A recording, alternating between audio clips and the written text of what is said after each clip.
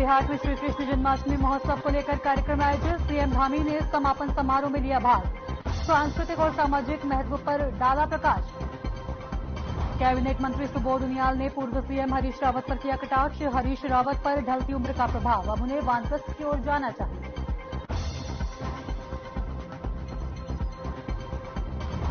Monsoon सत्र में विधायकों के वेतन भत्तों में बढ़ोतरी की घोषणा। पूर्व विधायक और पूर्व प्रदेश अध्यक्ष गणेश गोदियाल ने वेतन लेने से किया इनकार।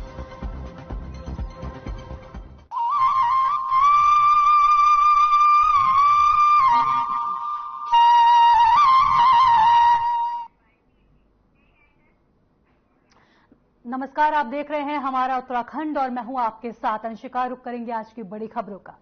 श्री कृष्ण जन्माष्टमी के पावन पर्व के अवसर पर देहरादून में रंगारंग सांस्कृतिक कार्यक्रमों का आयोजन किया गया, जिसमें बतौर मुख्य अतिथि गुरमीत सिंह, महामहिम राज्यपाल और विशिष्ट अतिथि पुष्कर सिंह धामी शामिल हुए। कार्यक्रम का शुभारंभ माता मंगला देवी और भोले महाराज द्वारा दीप प्रज्वलन कर किया गया। इस दौरान मंच पर नरेश बंसल और सांसद राज्यसभा खजानदास विधायक राजपुर उपस्थित रहे। वहीं कार्यक्रम के दौरान बॉलीवुड गायक हंसराज रघुवंशी, पांडवराज ग्रुप और अन्य कलाकारों द्वारा कई रंगारंग सांस्कृतिक कार्यक्रमों के माध्यम से उपस्थित दर्शकों का मनोरंजन किया गया। इसके साथ ही राज्यपाल और मुख्यमंत्री द्वारा उपस्थित अतिथिगणों को जन्माष्टमी के पर्व पर अपनी शुभकामनाएं दी गई और पुलिस परिवार को उनके द्वारा आयोजित किए गए रंगारंग सांस्कृतिक कार्यक्रमों के लिए बधाई दी।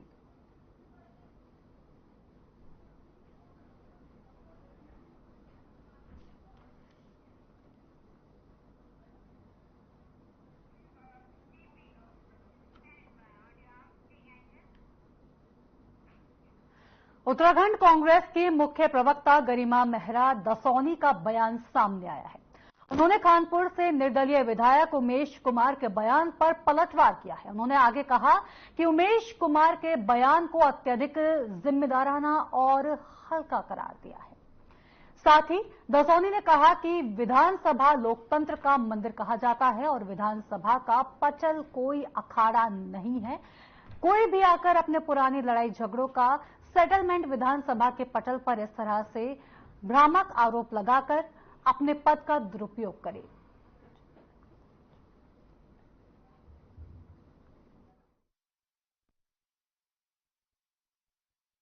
उमेश कुमार का जो सदन के अंदर दिया हुआ बयान है वो निहायत ही गैर जिम्मेदाराना बयान है, बहुत हल्का बयान है। विधानसभा कोई अखाड़ा नहीं है जहां आप अपने पुराने लड़ाई झगड़ों का सेटलमेंट करें। अगर आपने ये गंभीर आरोप किसी पर लगाया है कि वो 500 करोड़ का उपयोग करके सरकार गिराना चाहता है, तो फिर आपको उसको प्रमाणित भी करना होगा और ये सुनिश्चित करना विधानसभा अध्यक्ष का काम है।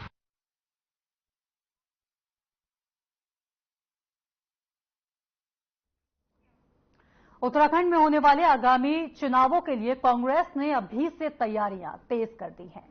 इसके तहत कांग्रेस हाईकमान ने एक समिति का गठन किया है। कांग्रेस मुख्य प्रवक्ता गरिमा मेहरा दसौनी ने बताया कि उत्तराखंड में होने वाले आगामी चुनावों के मद्देनजर कांग्रेस हाईकमान ने एक समन्वयक समिति गठित की है। साथ ही उन्होंने बताया कि समन्वयक समिति में प्रदेश अध्यक्ष करण महरा समिति के अध्यक्ष होंगे, जबकि नेता प्रतिपक्ष यशपाल आर्या, पूर्व मुख्यमंत्री हरीश रावत समेत तमाम अन्य वरिष्ठ नेता सदस्य बनाए गए हैं। इसके साथ ही प्रदेश कांग्रेस समन्वय समिति नगर निकाय और पंचायत चुनाव के लिए पार्टी नेतृत्व को सुझाव देगी।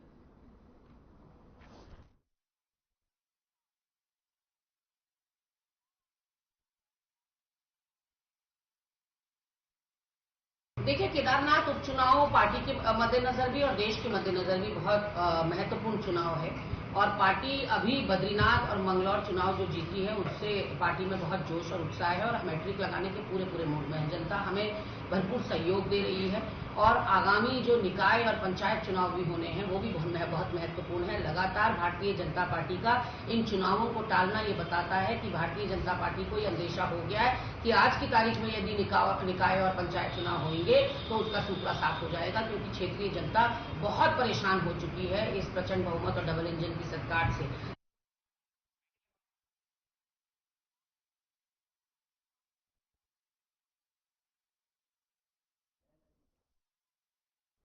केदारनाथ धाम से सोना चोरी प्रकरण मामले में राज्य के पर्यटन मंत्री सतपाल महाराज का कहना है कि विपक्ष नकारात्मक राजनीति कर रहा है।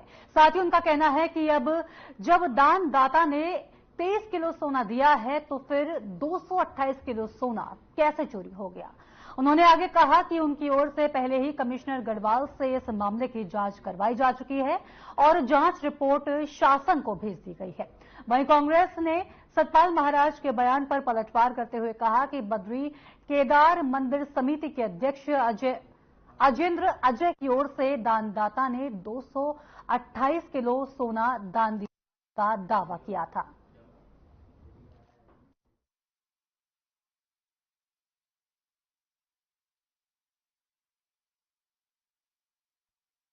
आप ये देखिए, मैं आपसे प्रार्थना करना चाहता हूं, दानदाता जो थे उन्होंने 23 किलो सोना दिया, उसकी पर्ची कटी हुई है। 23 किलो जब सोना दान में दिया गया तो 228 किलो कैसे चोरी हो गया, आप यही बताइए मुझे। तो इस पर भ्रांति है, उस भ्रांति का हमने निराकरण कर दिया है।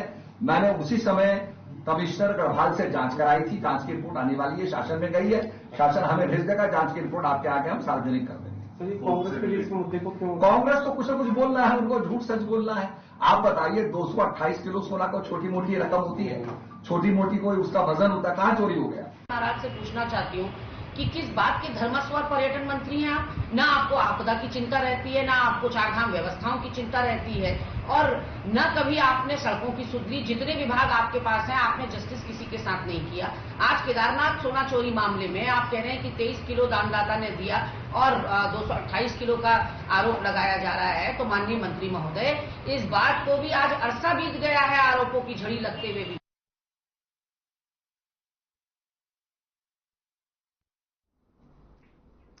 धर्मनगरी हरिद्वार में श्री कृष्ण जन्माष्टमी का पर्व बड़े ही धूमधाम से मनाया गया। इस अवसर पर शहर के सभी प्रमुख मंदिरों को भव्य रूप से सजाया गया। विशेष रूप से शिवालिक नगर स्थित मंदिर में आयोजित कार्यक्रमों ने श्रद्धालुओं का मन मोह लिया। मंदिर समिति ने मंदिर को अद्भुत सजावट से संवार दिया और सांस्कृतिक कार्यक्रमों ने उत्सव को और भी खास बना दिया। श्रद्धालुओं की भारी भीड़ को देखते हुए पुलिस प्रशासन ने सुरक्षा के चाक चौबंद इंतजाम किए हुए थे। इस अवसर पर समाजसेवी जगदीश लाल पाहवा ने कहा कि श्री कृष्ण का जन्म सनातन हिंदुओं के लिए सबसे बड़ा पर्व है। जब जब धर्म की हानि होती है, कोई न कोई अवतार आता ही है।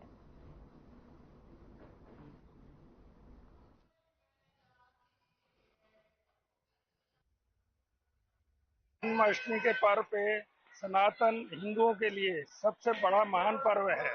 आज कृष्ण जी का जन्म अवतार, जब जब धर्म की हानि होती है, कोई ना कोई अवतार आता है। कृष्ण जी इस रूप में आए और जब जब अत्याचार बढ़े हैं उनको संभाला है। इसमें श्री कृष्ण जी ने जो गीता में ज्ञान दिया है उसको पूरी दुनिया मानने को तैयार है, समझने को तैयार है, और पूरी दुनिया में गीता का ज्ञान पढ़ा जा रहा है, समझा जा रहा है। उन 16 लीलाओं से परिपूर्ण।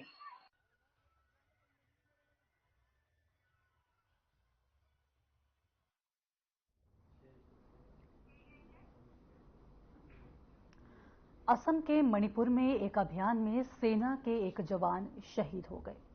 शहीद जवान का पार्थिव शरीर ऋषिकेश पहुंचा, जहां सैन्य सम्मान के साथ पूर्णानंद घाट में शहीद जवान को अंतिम विदाई दी गई। सीएम धामी ने अंतिम संस्कार में शामिल हुए। वहीं सीएम धामी, मंत्री प्रेमचंद अग्रवाल, देवप्रयाग विधायक विनोद कंडारी अंतिम संस्कार में शामिल होंगे।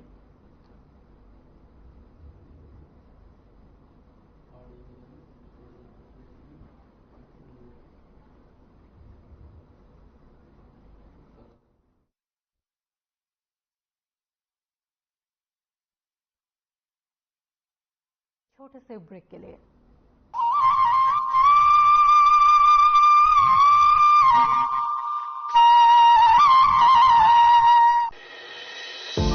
केंद्र सरकार की पीएम सूर्य घर मुफ्त बिजली योजना का उत्तराखंड सरकार कर रही है सफल संचालन।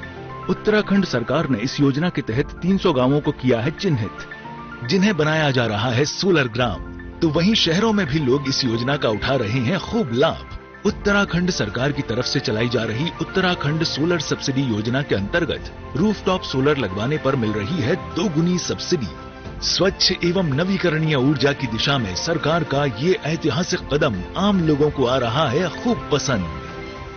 मैंने यहाँ पर प्रधानमंत्री सूर्य घर योजना के अंतर्गत 3 किलोवाट का सोलर प्लांट लगाया है। मेरे को इस पर केंद्र सरकार और राज्य सरकार दोनों तरफ से सब्सिडी मिली है। जब से मैंने ये प्लांट लगाया तब से मेरा बिजली का बिल शून्य हो गया है और ग्रिड को कुछ यूनिट मेरी जो है यहाँ से एक्सपोर्ट भी हो रही है। सरकार द्वारा इस योजना के तहत 1 किलोवाट क्षमता वाले सिस्टम के लिए लागत का 50% और 2 किलोवाट के लिए 65% तथा 3 किलोवाट के लिए केंद्र से 85,800 और राज्य सरकार से 51,000 रुपए की दी जा रही है सब्सिडी। अगर आप भी बिजली का बिल जीरो करना चाहते हैं तो pmsuryaghar.gov.in पर कर सकते हैं ऑनलाइन आवेदन। इस योजना की खासियत यह है कि उपभोक्ता अपने घर की छत पर ही सोलर पैनल सिस्टम स्थापित करके बिजली उत्पन्न कर सकते हैं। अगर उत्पन्न बिजली घरेलू खपत से अधिक है तो उसे सरकार द्वारा निर्धारित दर पर खरीदा जाएगा। उत्तराखंड सरकार का अगले 3 वर्षों में सौर ऊर्जा प्लांटों के जरिए 2500 मेगावाट बिजली उत्पन्न करने का है लक्ष्य। सौर ऊर्जा से देश भर में 1 करोड़ घरों को 300 यूनिट मुफ्त बिजली मिलेगी। आत्मनिर्भर भारत के संकल्प को पूरा करता उत्तराखंड ऊर्जा प्रदेश की राह में तेजी से आगे बढ़ रहा है। उत्तराखंड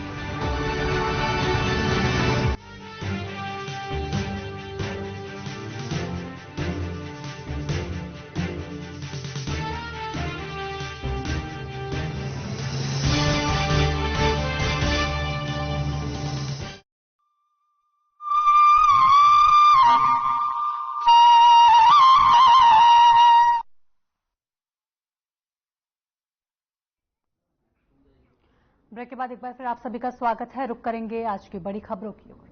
जिला कारागार रोशनाबाद में श्री कृष्ण जन्माष्टमी के अवसर पर 3 दिवसीय कार्यक्रम की शुरुआत हुई। पहले दिन बंदी कैदियों ने भगवान श्री कृष्ण और राधा की वेशभूषा में विभिन्न झांकियां प्रस्तुत की, जिन्होंने जेल परिसर में उपस्थित अतिथियों को मंत्रमुग्ध कर दिया। कार्यक्रम का शुभारंभ महामंडलेश्वर स्वामी रूपेंद्र प्रकाश और वरिष्ठ जेल अधीक्षक मनोज कुमार आर्य ने दीप प्रज्वलन करके किया। इसके बाद बंदियों द्वारा प्रस्तुत सांस्कृतिक कार्यक्रमों ने सभी का मन मोह लिया। स्वामी रूपेंद्र प्रकाश ने श्री कृष्ण के व्यक्तित्व और उनके जीवन के आदर्शों पर प्रकाश डाला। उन्होंने कहा, श्री कृष्ण 16 कलाओं से परिपूर्ण थे और उन्होंने हमें जीवन जीने की कला का ज्ञान दिया।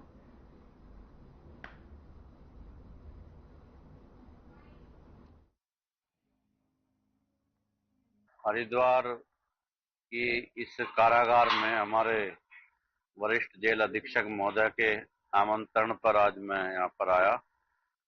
श्री कृष्ण जन्माष्टमी का कार्यक्रम बड़ी धूमधाम से मनाया जा रहा है और प्रतीत होता है कि जैसे बहुत ही प्रोफेशनल कलाकार हो। बंदी इतने अच्छे ढंग से प्रस्तुतियां भगवान श्री कृष्ण के जन्म की लीलाओं की प्रस्तुत कर रहे हैं। ये वास्तव में बहुत ही सुधार की ओर अग्रसर है। सर्वप्रथम मैं महा जन्माष्टमी की पर्व की जो है पूरे देशवासियों को बधाई देना चाहूँगा। हम विगत वर्षों से जो है कारागार में भी जन्माष्टमी का पर्व मना रहे हैं और इसी क्रम में जो है इस वर्ष भी जो है जन्माष्टमी का पर्व कारागार में मनाए जा रहे हैं। जैसे कि आप सब लोग जानते हैं कि भगवान श्री कृष्ण का जन्म कारागार में ही हुआ। तो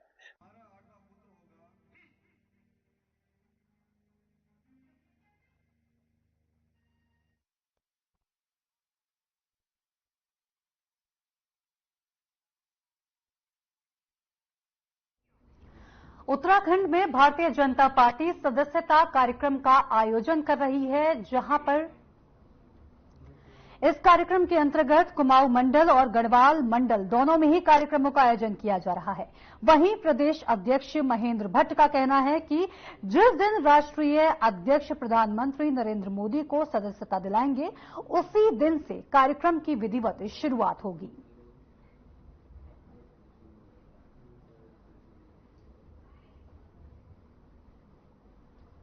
देखिए, भारतीय जनता पार्टी के सदस्यता अभियान के टर्म है, कार्यशालाएं वो लगभग हमारे समाप्ति की ओर है। प्रदेश कार्यशाला के बाद जिलों के अंदर कार्यशालाएं हुई, मंडलिक कार्यशाला हमारी संपन्न हो चुकी है। और जिस दिन राष्ट्रीय अध्यक्ष प्रधानमंत्री मोदी जी को शपथ बनाएंगे, उस दिन से ही हमारी सुरक्षा का जो विधिवत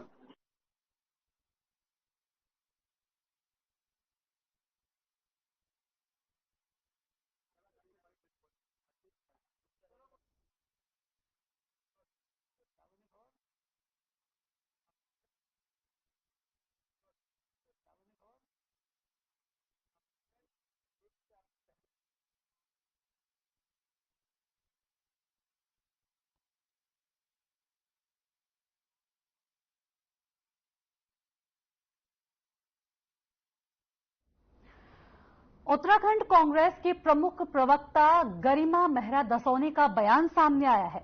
उन्होंने कानपुर से निर्दलीय विधायक उमेश कुमार के बयान पर पलटवार किया। उन्होंने कहा कि उमेश कुमार के बयान को अत्यधिक जिम्मेदाराना और हल्का करार दिया गया है। दसौनी ने कहा कि विधानसभा लोकतंत्र का मंदिर कहा जाता है और विधानसभा का पटल कोई अखाड़ा नहीं है और कोई भी आकर अपने पुराने लड़ाई झगड़े यहां पर सेटलमेंट करे। विधानसभा के पटल पर इस तरह के भ्रामक आरोप लगाकर अपने पद का दुरुपयोग करे।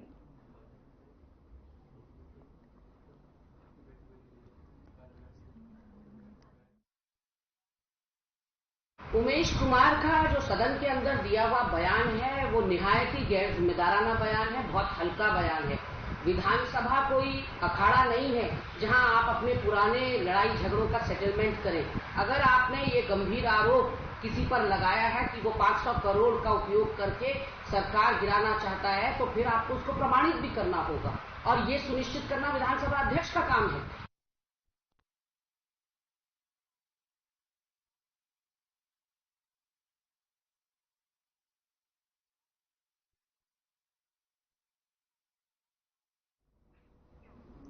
गैरसैंण में निर्दलीय विधायक उमेश कुमार का एक बयान था जो कि आजकल सुर्खियां बटोर रहा है।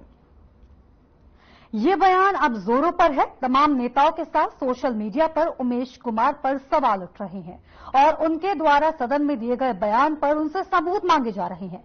देश के पूर्व शिक्षा मंत्री और उत्तराखंड के पूर्व मुख्यमंत्री डॉक्टर रमेश पोखरियाल निशंक ने भी सवाल उठाए हैं।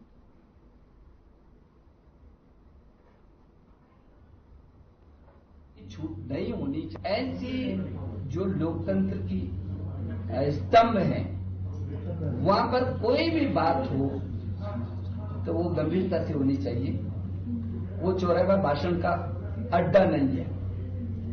एक एक शब्द का मूल्य होना चाहिए। मैं इस बात से सहमत हूं कि विधानसभा में एक भी बात उठी है उसका पूरी ताकत के साथ उसको प्रमाणित होना चाहिए, नहीं तो किसी को जो चाहे बोलने की छूट नहीं होनी चाहिए।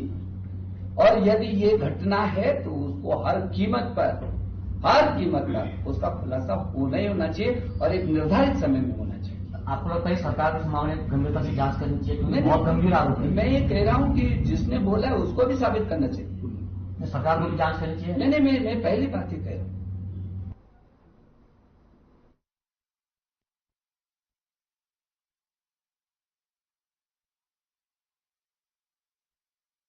भगवानपुर थाना क्षेत्र की एक बंद पड़ी कंपनी में भयंकर आग लगने से हड़कंप मच गया। स्थानीय लोगों ने तुरंत अग्निशमन दल को सूचना दी, जिसके बाद टीम ने घंटों की कड़ी मशक्कत के बाद आग पर काबू पाया।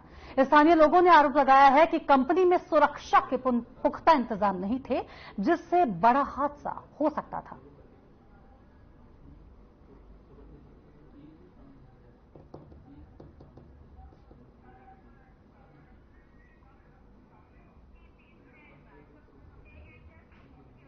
हरिद्वार के पुलिस लाइन में श्री कृष्ण जन्माष्टमी महोत्सव बड़े ही हर्षोल्लास के साथ मनाया गया। हर वर्ष की तरह यहां रंगारंग कार्यक्रमों का आयोजन किया गया। जनप्रतिनिधियों, सामाजिक कार्यकर्ताओं और विभिन्न विभागीय अधिकारियों ने कार्यक्रम में पूरे उत्साह के साथ प्रतिभाग किया। एसएसपी, पुलिस विभाग के अन्य कार्मिकों ने भी पूरे उत्साह के साथ कार्यक्रम में प्रतिभाग किया।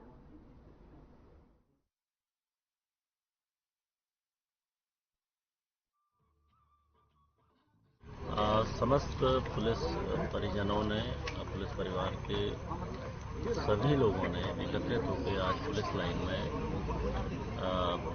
श्री कृष्ण जन्माष्टमी के उपलक्ष्य में एक भव्य जो कार्यक्रम था उसका प्रतिभाग किया। उसमें सभी लोगों ने अपने दर्ज कराई। साथ में बहुत ही सभी लोगों ने मिलकर श्री कृष्ण जन्माष्टमी के मौके पर मंदिर में पूजा अर्चना भी की। मैं सभी लोगों को समस्त पुलिसजनों की ओर से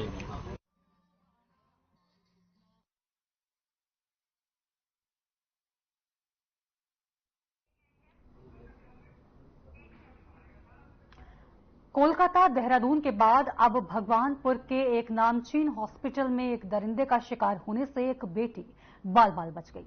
आपको बता दें कि भगवानपुर थाना क्षेत्र के एक नामचीन मेडिकल कॉलेज का ये मामला सामने आया है, जहां सिक्योरिटी गार्ड ने एक युवती को अपनी हवस का शिकार बनाने के लिए पैतरे चले, जिसमें मोबाइल नंबर से लेकर हाथ पकड़ने तक की वारदात शामिल है। अब सवाल इस बात का है कि नामचीन मेडिकल कॉलेज इतनी बड़ी लापरवाही कैसे कर सकता है, जबकि इससे पहले भी एक मामला सामने आया था जिसमें महिला सम्मान के लिए कुछ बोल नहीं पाई, मगर अब उसका उल्टा हुआ है। युवती ने आप बीती सीधे तौर पर फोन के जरिए मीडिया और पुलिस को बताया, जिस पर कार्रवाई होना निश्चित है।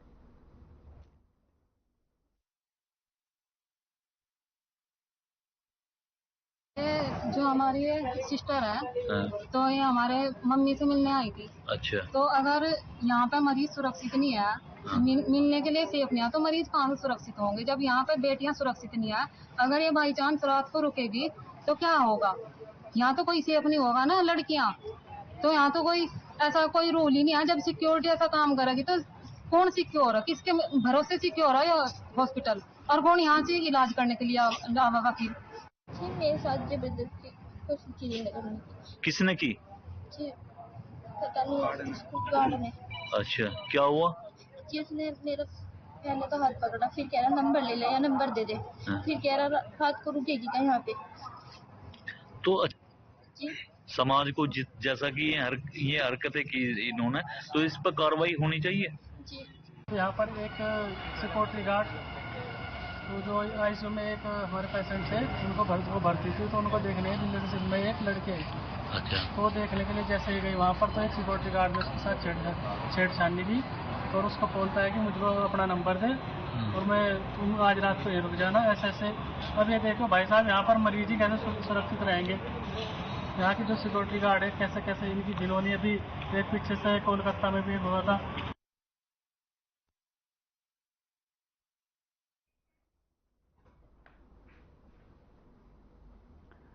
भारी बारिश के कारण पोखरी कर्णप्रयाग मोटर मार्ग पहाड़ी से बड़े बोल्डर आने के कारण हफ्ते से बंद चल रहा है,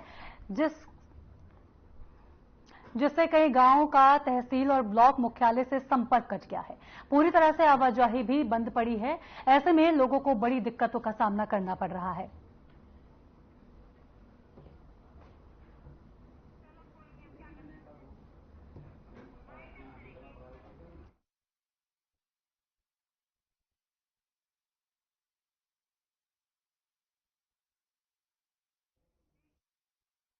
और फिलहाल इसी के साथ इस बुलेटिन में इतना ही। फिर होगी मुलाकात, तब तक के लिए नमस्कार।